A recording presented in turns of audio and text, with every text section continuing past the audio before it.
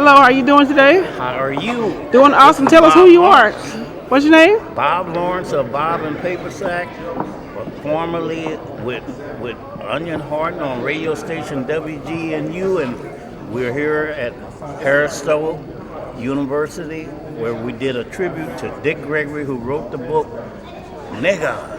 And he said the reason he wrote this book because he wanted his mother to know every time they said the word nigga, they were talking about Dick Gregory's book. And Dick said we need to take this word out of the closet and don't be ashamed of it and quit talking about we use it as being endearment to each other because it's still derogatory. We did not invent this word. Black people did not invent Negro, they did not invent nigger, because there's no land called Negro. Everybody else got a place to go.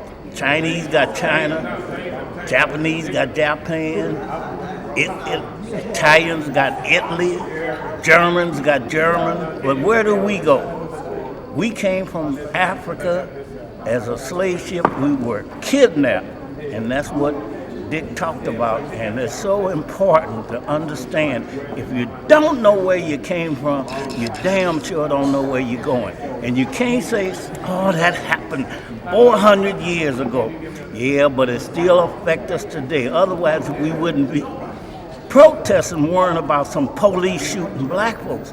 But that's the reason that's happening to us. And information is power. If you don't know, you have no concept of what really happened. And anytime you find a black person talking about, well, I don't see black and white, I guarantee you the white folks see it. That's why they are called white privilege. We don't have that privilege.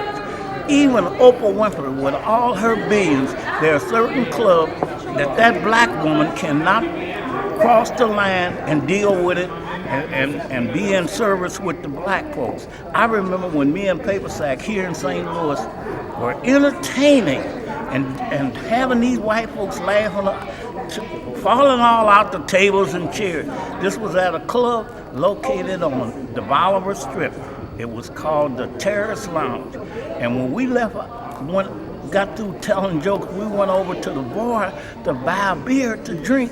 And the white man that owned the club came over and said, oh, wow, you and Sack were terrific. You were fantastic.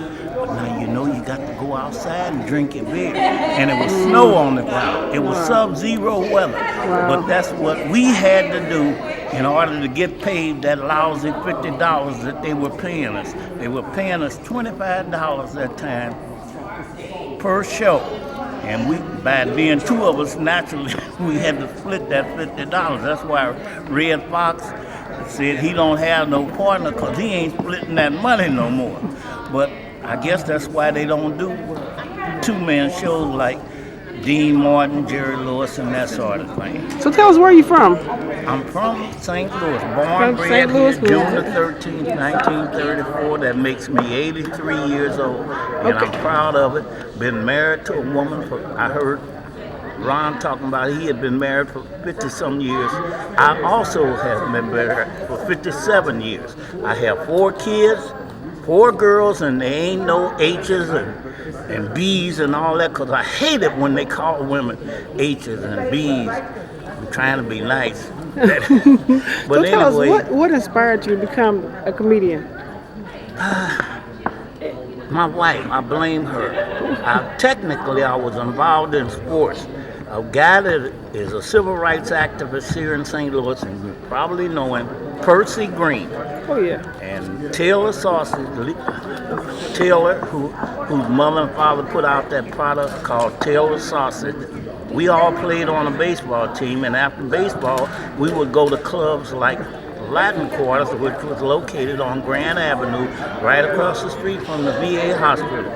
They had what they call a talent show or amateur hour, that they would have these shows and they'd bring people up that wanted to participate in the talent show. And so after we left baseball practice, all of us went, Percy Green, Taylor Sausage, and some of the other baseball players, we all went to this Latin Quarter. So I signed my name up because Percy told me, go ahead, sign up, Bob. We're going to do like Lou and Blue. That was Lou Times. Lou Father Times had an act called Lou and Blue. And Percy going to have me entertain like, wanted me to go up there and say, Bob, you go up there and start singing, and I'm going to come up there and interrupt you and do just like we're going to do some off-the-wall jokes and stuff. I said, okay. So I got up there, and I was up there singing, that old black magic has me in a spell. That old black magic that you we so well.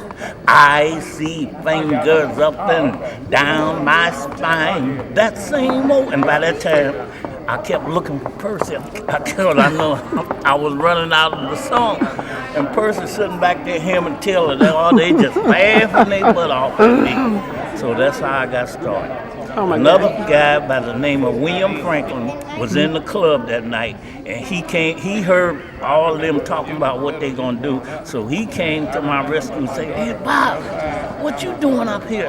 I said, I'm up here trying to sing. He said, you ain't supposed to try to sing, you supposed to know how to sing. I said, well, I was doing the best I could. I guess you can do better. Yeah, I can. And he started. I said, what you doing? He was all in it, you know. I said, what kind of song was you singing? Silent Night. That's Okay. how I got started. Oh my God. So when it comes to Dick Gregory and all that he's done in your life, tell me one thing that he's affected you most. How he's affected you most. Dick was, first of all, everybody has to understand, Dick Gregory to me was like Jackie Robinson. He was what, you know, Jackie Robinson to baseball was the first black to play baseball. Dick Gregory was the first white man, first black man to cross over and make white folks laugh, like Hugh Hefner. Dick crossed over to the big, and he paved the way for all comics like me, Bill Cosby, Richard Pryor, whoever you want to name, Eddie Murphy, all of these guys, Martin Lawrence, they all had to come after Dick Gregory. And if it hadn't been for Dick Gregory, there wouldn't have been no working in the big nightclubs. Right. Dick Gregory was the first to cross over. And the other beautiful thing about Dick Gregory, he wasn't a sellout like Bill Cosby was, or all these other, Eddie Murphy, because the first thing Bill once said, I'm not going to let them shoot. Bill Cosby told me about our spy and all that stuff and made his own movie. Dick Gregory said, I ain't going to let them shoot me in the ass and put a dress on me and make a buffoon and have me run around here talking about, yassa boss, we sick. None of that, Uncle, no, he didn't.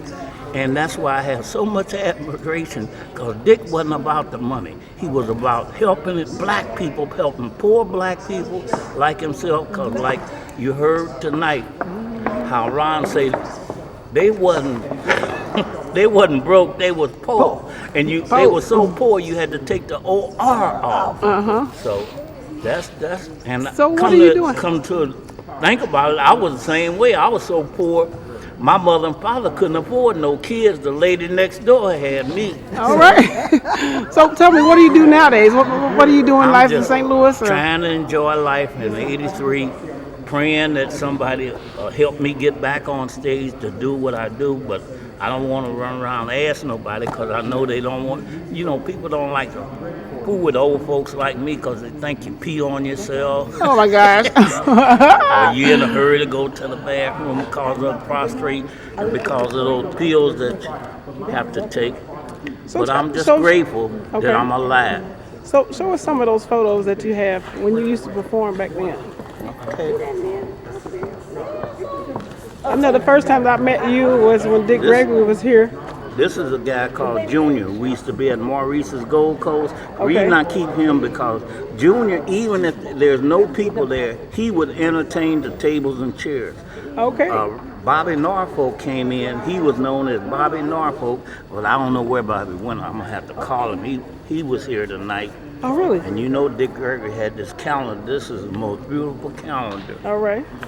And We had his kickoff. this is when Muhammad Ali came to St. Louis, and a guy by the name of Jewel Carlos of the Bombardiers and I were at the arena, and Muhammad Ali called me a player, and I never did know what that word player meant. But Muhammad did that. This was my birthday party, if you can see it. Mm-hmm. And Onion Horton and a host of us are all on there. Onion Horton is in the middle. Richard Onion Horton on radio station WGNU. Okay. He's no longer with us. I'm gonna miss Onion. And this is Jewel Carlos doing what they call limbo. How low can you go? Wow. And Jewel could go very low. That's Caesar, the Hollywood Stepper. They did so much. And Caesar had one of my best friends, always did so much for me. This is me with Dick Gregory.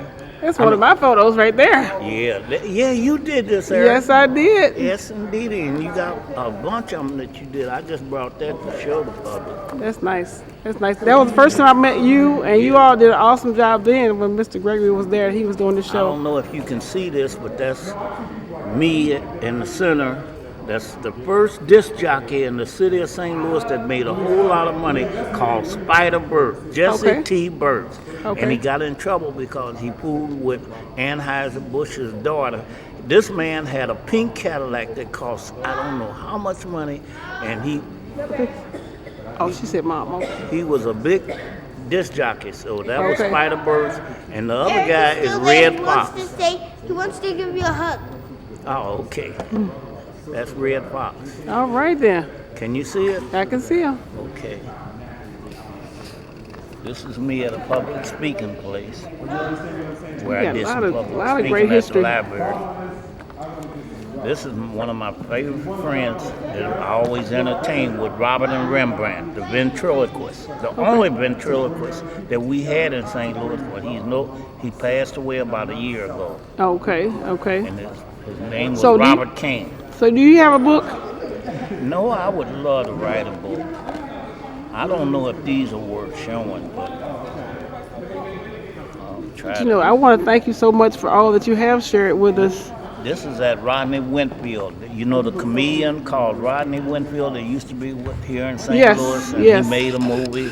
Yes. And he was down there with us at Maurice's Gold Coast. This was at his funeral. I actually took some photos there. Yes. This is at. You know, actually, you just made me remember. I met you before I met Dick Gregory. Because, well, not before I met Dick Gregory, but I met you there also because I took photos of you all at that funeral. I was a photographer at that funeral. Okay, maybe that's one of your. That's where I got it. Cause this was at the library. Okay. Where we did some public speaking. This again is at Rodney Winfield's funeral. That's Rodney right there. Yeah, I'm that one of was- the few people that have a picture of Rodney Winfield. All right. Yeah. And I got it written on the back, but I can't see it. That's about all I brought with me. Well, like I say, you all, you have, like I say, you all given to us what everybody needs, and it's like laughter. You know, a moment so of good. enjoyment, Yes. a moment of just sharing something that is not only enjoyable but informative. Exactly. And this is Erica and Everybody Brooks thinks here. because you do comedy that it's not they want to consider it lewd and lascivious, but it's so informative. Right. Because most comedians going all the way back hold a mirror up to what's happening in life. The only thing I hate, most of the comedians nowadays are steady holding the mirror up to sex. No, you yeah, know, yeah, and yeah. vulgarity. Right. Which, like I always say, every tub stand on its own bottom. Because I ain't got nothing to do with that. I know that's not going to be me, because my mama come back and whoop out of her grave and whoop me if I get up there and get too vulgar. And even though I'm 80 years old, she probably still get me. Well, tell us once again, what's your name? Bob Lawrence of Bob and Paper Sack. Been formerly with radio station WGNU, where I had a radio show called Comedy Time. We had a TV show on Channel 30 back in the 60s. A lot of people don't know this, but yours truly had a TV show along with Bernie Hayes, along with Gentleman Jim Gates of radio station KTZ back during the 60s when we started really protests about equal rights, and all of a sudden the white folks had a guilt, so they allowed us to do shows at TV places like Channel 30. And I had a TV show called Sir Richard, which was Richard Sledge who was producing the show, and Richard Sledge owned a nightclub called Sir Richard's on West Florida. And that was my first TV show. It only lasted 2 months because we could not get Pepsi Cola, 7-Up. Nobody wants to sponsor black folks, and that's the way it was. Even with Nat King Cole. I don't know if you know about Nat King Cole, the piano player, the one that put Silent Night. Yeah, and put out chestnuts roasting on an open fire. Well, he the first one to do that. But anyway, Nat King Cole, his show wouldn't last either because he too could not get sponsored. And this man was such a talent. Well, Alexander, well, thank you so much for sharing your history as well as your relationship with the Honorable and the legendary Dick Gregory here at Harris-Stowe State University, My where his pleasure, brother. Eric. Am I getting paid? Yes, sir. Yes, sir. Yes, sir. Okay. All right. It's Erica Brooks. Today is November 4, 2017, and I want to say peace out to all y'all out there and have a great day. When is the show going to be aired? Hey, it's going to be aired next week. Okay, what?